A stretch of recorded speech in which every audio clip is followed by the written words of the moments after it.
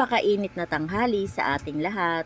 Dumaan ako sa Quiapo para magsimba at pagbaba mo pa lang dito sa LRT. Makikita mo na agad yung Hungarian sausage overload ni Neneng B. Pakarami nang nagtitinda ng pagkain dito hanggang dun sa simbahan.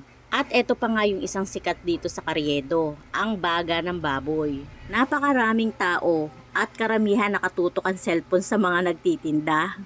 Ito pa yung isang overload mac and cheese.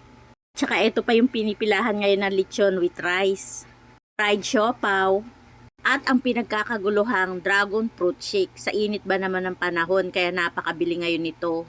Napakarami pang kainan dito. Hindi ko lang naibidyo lahat sapagkat napakaraming tao. Ewan ko ba sa iba nagtsatsaga sa haba ng pila.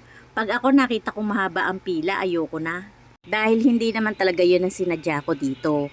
Kung hindi para magsimba.